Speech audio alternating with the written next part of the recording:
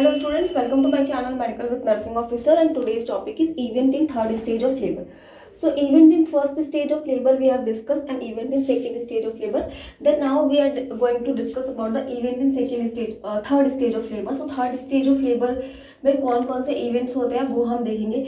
उससे पहले third stage क्या होता है. सो थर्ड स्टेज में क्या होता है कि it is a stage which start after the delivery of the foetus.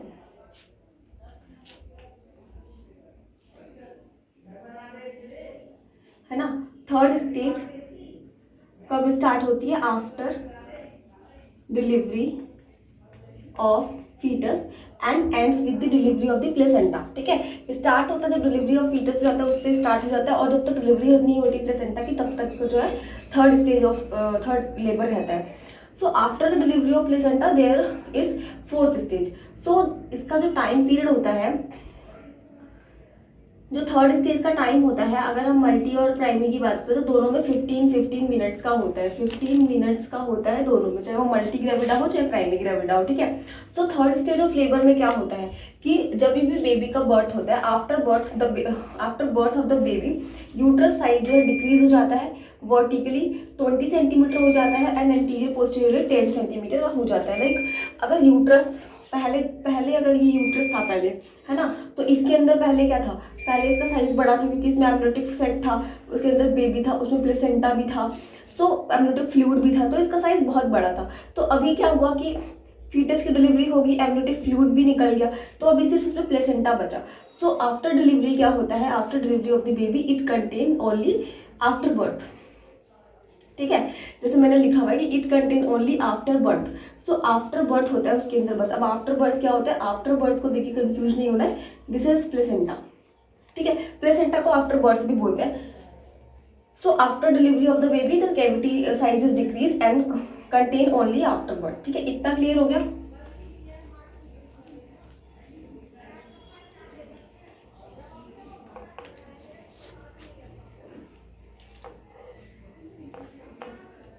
Now mechanism of separation of the placenta. So जो प्लेसेंटा होता है वो सेपरेट कैसे होता है. ठीक है, लाइक अगर ये है यूट्रस, अगर ये यूट्रस है तो इसके अंदर जो है प्लेसेंटा, जो इसके अंदर प्लेसेंटा इधर कहीं ऐसे अटैच होता है, ये अम्बिलिकल कोड होता है, और ये होता है फीटस. ठीक है, सो इस तरीके से जो है कि अटैच्ड होता है.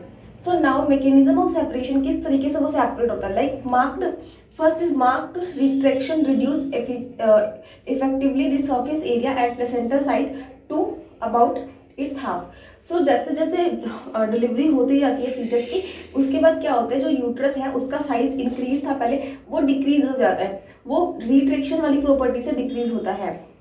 ठीक है, इससे पहले रिट्रैक्शन बताया है कि रिट्रैक्शन क्या होता है कि retraction is a permanent shortening of the muscles. ये जो कैपेसिटी है सिर्फ यूट्रस के पास होती है, सिर्फ यूट्रस की ही मसल्स होती है जिसके पास ये वाली कैपेसिटी की पावर होती है रिट्रैक्शन की. और रिट्रैक्शन क्या होता है, it is permanent shortening of the muscles. जो मसल्स होती है उनकी परमानेंट शॉर्टनिंग हो जाती है.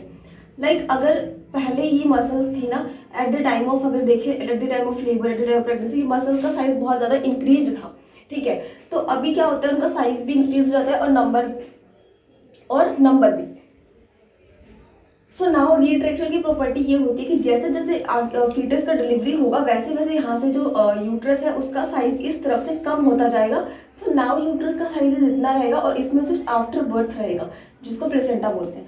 ठीक है, तो यूट्रस का साइज जो है वो डिक्रीज हो जाता है. क्यों? क्योंकि रिट्रैक्शन वाली प्रॉपर्टी होती है उसमें. ठीक है, सो रिट्रैक्शन को पहले भी डिस्कस करा हुआ है फिजियोलॉजी ऑफ लेबर में, उसको भी आप देख सकते हैं. सो अभी क्या होता है कि placental site about it half. So placenta का जो साइट है, जो उसका जगह है, वो डिक्रीज होकर के अबाउट इट्स हाफ तक वो कम हो जाता है. जो साइज होता है वो ऊपर से अगर फील करेंगे तो कम हो जाएगा, और हार्ड सा एक सरफेस नजर टच करने पे फील होता है, लाइक. ठीक है, अ sharing force is instituted between placenta and placental site which leads separation.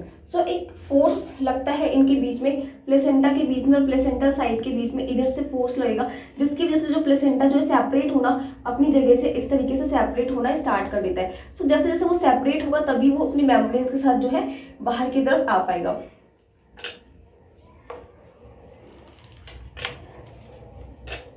So now कि अब किस तरीके से सेपरेशन किस तरीके से होता है। सो प्लेसेंटा का जो सेपरेशन होता है वो दो तरीकों से होता है। फर्स्ट इज सेंट्रल सेपरेशन होता है, नेक्स्ट इज मार्जिनल सेपरेशन होता है, ठीक है। First is central separation, then second is marginal separation. So central separation को हम सर्च मेथड भी बोलते हैं, और जो मार्जिनल सेपरेशन होता है मैथ्यू डंकन मेथड बोलते हैं उसे। लाइक अब इजिली याद करने के लिए क्या है, जो मार्जिनल है एम से, इसके लिए एम से ही वर्ड यूज है मैथ्यू डंकन, जो सेंट्रल है उसके लिए एस से वर्ड यूज है सर्च मेथड। सो ये दो मेथड्स होते हैं जिसके थ्रू जो प्लेसेंटा क्या होता है सेपरेट होना स्टार्ट करता है।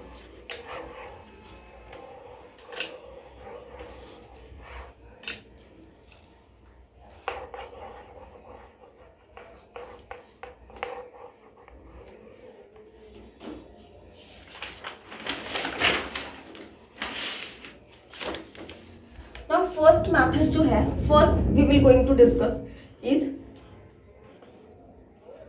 Search method. So search method जो है ये कौन सा मेथड है, ये सेंट्रल मेथड है। लाइक नाम से पता चल रहा है सेंटर। सो इसमें क्या होता है, जो प्लेसेंटा होता है वो सेंटर से सेपरेट होना स्टार्ट करता है। जो प्लेसेंटा की मेम्ब्रेन्स होती हैं वो सेंट्रली डीअटैच्ड होना स्टार्ट करती हैं, ठीक है। लाइक अगर हम यहाँ पे ड्रॉ करेंगे इस तरीके से, सो दिस इज, हम अभी ये एंडोमेट्रियम है आपका, ठीक है। ये वाली जो लेयर है दिस इज एंडोमेट्रियम। अब यहाँ पर जब सेंट्रल मेथड हम पढ़ रहे हैं तो सेंट्रल मेथड में क्या होगा, प्लेसेंटा सेंटर से इधर से सेपरेट होना स्टार्ट करेगा, ठीक है।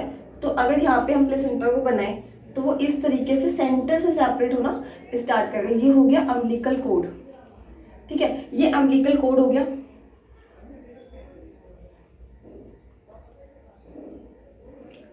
सो दिस इज प्लेसेंटा।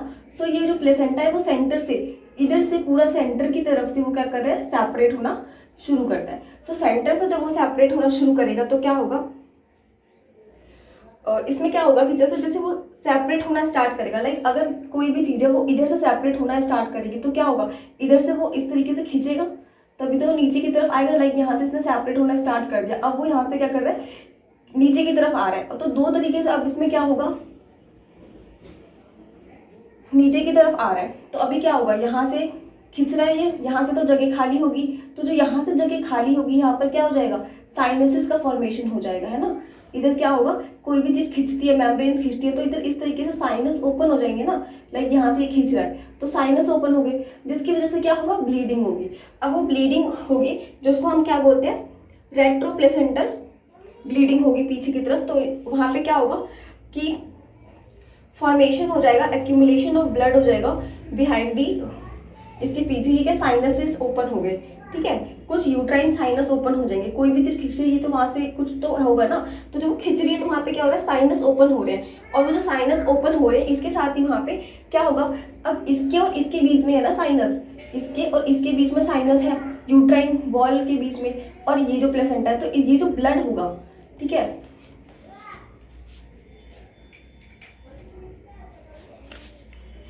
लाइक यहाँ पर क्या होगा, ब्लड होगा, है ना। यहाँ से ब्लड आएगा, यहाँ से साइनस है तो इधर से ब्लड आएगा, साइनस ओपन हो रहा है तो यहाँ पर क्या होगा, इस तरीके से ब्लड का एक्यूमुलेशन होगा। तो ये जो ब्लड का एक्यूमुलेशन हो रहा है इसको हम क्या बोलेंगे, इसको हम बोलेंगे रेट्रोप्लेसेंटल हेमाटोमा, ठीक है, रेट्रोप्लेसेंटल हेमाटोमा। सो इस तरीके से जो है कि सेंट्रल सेपरेशन होता है। अब जैसे जैसे कॉन्ट्रैक्शंस इंक्रीज होंगी, ठीक है, जितनी ज़्यादा कॉन्ट्रैक्शंस इंक्रीज होगी उतनी ही ज़्यादा डीअटैचमेंट होगी, ठीक है। डीअटैचमेंट होगी, एक तो हो गया। और नेक्स्ट है कि जो प्लेसेंटा है उसका भी तो कुछ वेट है ना, जब वो वेट नीचे की तरफ खींचेगा ऊपर से तो वो अपने आप खींच के वो नीचे आएगा, है ना। तो जो भारी चीज़ होती है वो जल्दी नीचे आती है। तो प्लेसेंटा के अंदर वेट है और मसल्स तो यूट्रस से अटैच्ड है, तो वो इस तरीके से खींच करके नीचे आएंगे, जिसकी वजह से ये खुद का भी इनका प्रेशर होगा, जिसकी वजह से प्लेसेंटा होल जो पूरा प्लेसेंटा है वो सेपरेट होगा, ठीक है। सो this is central separation. Central separation का मतलब कि सेंटर से जो प्लेसेंटा है वो सेंटर से सेपरेट होना स्टार्ट करेगा। लाइक ये अगर यूट्रस है, ठीक है, अगर ये यूट्रस की मसल्स हैं और ये प्लेसेंटा है, ठीक है, तो प्लेसेंटा क्या होगा, ऐसे खींच करके नीचे आना आकर के सेपरेट होगा। अब जैसे जैसे वो नीचे आएगा तो क्या होगा, खींच रहा है यहाँ से, तो जब यहाँ से खींचेगी कोई चीज़ तो यहाँ पे ब्लीडिंग होगी, ठीक है। तो अभी यहाँ से साइनसेस ओपन हो जाएंगे, इन दोनों के बीच में साइनसेस ओपन हो गए, और इन दोनों के बीच में, दोनों हाथ आप देख रहे हैं, इनके बीच में क्या होगा, ब्लीडिंग होगी। और जब ब्लीडिंग होगी तो इसका एक्यूमुलेशन हो जाएगा, तो एक्यूमुलेशन हो जाएगा तो वो हेमाटोमा का फॉर्मेशन होगा, जिसको हम बोलेंगे रेट्रोप्लेसेंटल haematoma.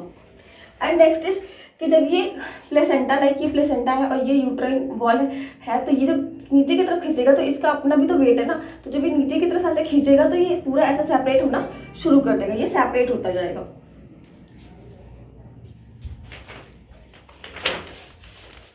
So this is about the central separation.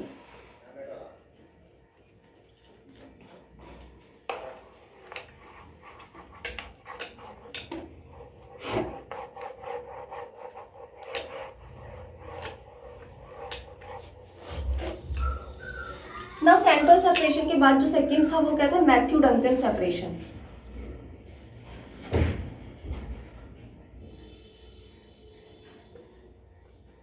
Matthew Duncan separation या फिर मार्जिनल, ठीक है, मार्जिनल सेपरेशन। सो मार्जिन का क्या मतलब होता है कि जब सेपरेशन इसका साइड से सेपरेट होना स्टार्ट करेगा, ठीक है, जब साइड से सेपरेशन होगा तो मार्जिन से साइड से सेपरेशन होना, इसे मार्जिनल सेपरेशन।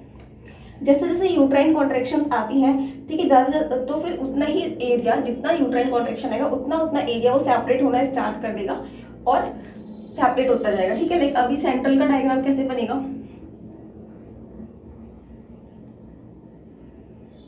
ठीक है।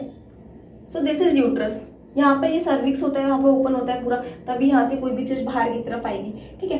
तो अभी क्या है, हमने ये बनाया यूट्रस की लाइनिंग अंदर। अब यहाँ पर जो प्लेसेंटा है, पहले सेंटर से सेपरेट हो रहा था, अब इधर प्लेसेंटा पूरा ऐसे अटैच्ड है, पर वो सेपरेट किधर से हो रहा है, इधर से, ठीक है। ये प्लेसेंटा हो गया और ये होगी अम्बिलिकल कॉर्ड, ठीक है, ये अम्बिलिकल कॉर्ड हो गया। तो अब ये सेपरेट इधर से होना स्टार्ट कर देगा इस तरफ से। तो जैसे जैसे साइड से सेपरेट होना स्टार्ट करेगा, साइड से ऐसे खिंच खिंच करके इस तरीके से ये सेपरेट होगा और ऐसे करके बाहर निकलेगा। सो दिस इज मार्जिनल सेपरेशन, इधर यानी कि मार्जिन से जो सेपरेशन हो रहा है, जो सेपरेशन साइड से हो रहा है, ठीक है, that is Matthew Duncan separation.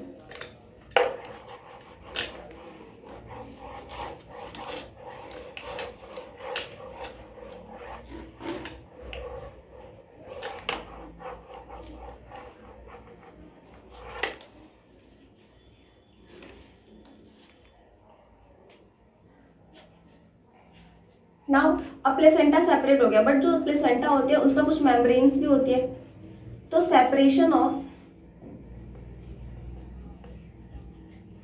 Membrane, ठीक है। मेम्ब्रेन का सेपरेशन कैसे होगा, जो मेम्ब्रेन्स होती है वो क्या होता है कि लूजली अटैच्ड होती है, ठीक है, जो भी हमारा यूट्राइन वॉल्स है उससे लूजली वो अटैच्ड होती है। सो जैसे जैसे स्ट्रेचनिंग इफेक्ट आता है, जैसे जैसे स्ट्रेचनिंग इफेक्ट आएगा, जब प्लेसेंटा नीचे की तरफ ऐसे अपने आप को लेके आएगा, तो जो उसके मेम्ब्रेन्स है वो भी नीचे आना स्टार्ट कर देगी, ठीक है। सो इट इज फैसिलिटेटेड, किस तरीके से होता है, बाय कॉन्ट्रैक्शन।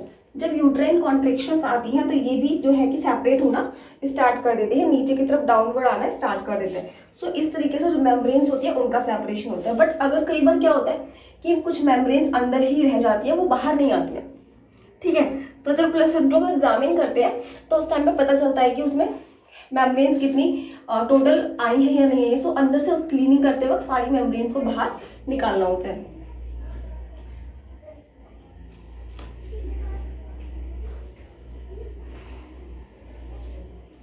नाउ अभी क्या होता है कि सेपरेशन ऑफ प्लेसेंटा हो गया और सेपरेशन ऑफ मेम्ब्रेन हो गया, तो इन दोनों के बीच में जब सेपरेशन ऑफ प्लेसेंटा हो रहा है और सेपरेशन ऑफ मेम्ब्रेन हो रहा है तो वहाँ पे ब्लीडिंग भी हो रही है ना। तो ब्लीडिंग का क्या मैकेनिज्म होता है कि कंट्रोल करने के लिए क्या मैकेनिज्म यूज होता है ब्लीडिंग के लिए, mechanism of controlling the bleeding. So bleeding कैसे हो रही थी, साइनसेस ओपन हो रहे थे और साइनसेस की वजह से ही ब्लीडिंग हो रही थी, है ना। तो उसमें क्या होगा कि जिस तरीके से वहाँ पर साइनसेस जब ओपन होंगे तो वहाँ पर हीमोटोमा का फॉर्मेशन हो जाएगा, ठीक है, थ्रोम्बोसिस का फॉर्मेशन हो जाएगा। तो जो यूट्रस होती है, जो यूट्रस की वॉल होती है, उसमें एक स्ट्रक्चर होता है जिसको हम बोलते हैं लीविंग लाइगेचर, ठीक है, लीविंग लाइगेचर बोलते हैं। उसकी वजह से जो है ब्लीडिंग स्टॉप होती है। और वो कैसे होती है, लाइक ये है ब्लड वेसल्स नॉर्मली। अभी ये ब्लड वेसल्स है, अभी यहाँ से ये क्या होगा कि जब प्लेसेंटा सेपरेट होना स्टार्ट करेगा तो साइनसिस, ये साइनसिस है, ठीक है, दोनों तरफ साइनसिस ओपन हो गए, तो इसके अंदर ब्लड था, वो ब्लड बहना शुरू हो जाएगा, तो ब्लीडिंग होनी स्टार्ट हो जाएगी। अब ब्लीडिंग स्टार्ट हो गई, पर जो मसल्स होती है हमारी, क्रिस क्रॉस मसल्स होती है यहाँ पर इस तरीके से,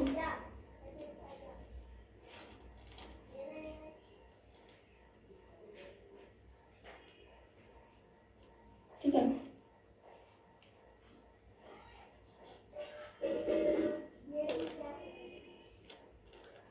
तो इस तरीके से मसल्स होती हैं। तो ये जो मसल्स होती हैं, अभी तो ये ब्लीडिंग होना स्टार्ट हुआ है, अभी ये लिविंग लाइगेज जो अभी फॉर्मेशन नहीं हुआ है। सो यहाँ पर क्या है कि ब्लीडिंग स्टार्ट हो गई, मसल्स है। अब ब्लीडिंग रुकती कैसे है, लाइक नॉर्मली ऐसे ब्लीडिंग हो रही है, ठीक है। अब ब्लीडिंग रुकेगी कैसे, जब ये मसल्स जो है अपने आप को कॉन्ट्रैक्ट करके और जो ब्लड वेसल्स है उसको कंप्रेस कर देंगी, ठीक है। ये मसल्स जो है कॉन्ट्रैक्ट हो जाएंगी, जब कॉन्ट्रैक्ट हो जाएंगी तो इनका साइज इंक्रीज हो जाएगा। कोई भी चीज़ जब कॉन्ट्रैक्ट होती है तो उसका साइज क्या होता है, इंक्रीज हो जाता है, ठीक है।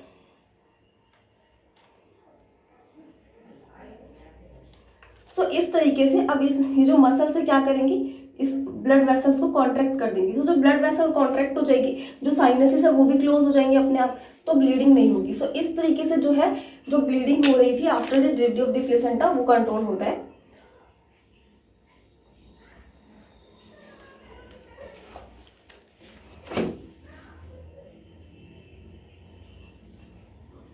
So leaving ligation is a principal mechanism of the homeostasis. इसको हम बोलते हैं लीविंग लाइगेचर, ठीक है, leaving ligature. So this is all about the event in third stage of the labor. So third stage of labor start with the delivery of the fetus and ends with the delivery of the placenta. And delivery of placenta occur by two types. You can say two methods, like that is central method and next is marginal method. In central method, the placenta starts separating from the center, and in marginal, the placenta starts separating from the margin, from the side walls. So, and when it starts separating, there is sinuses. Their sinus will open and it cause bleeding. So bleeding को रोकने के लिए यहाँ पर क्या हो जाता है, ब्लीडिंग क्या हो जाती है, ब्लीडिंग की वजह से यहाँ पे हेमाटोमा का फॉर्मेशन हो जाता है, ठीक है। सो this is all about event in third stage of labour.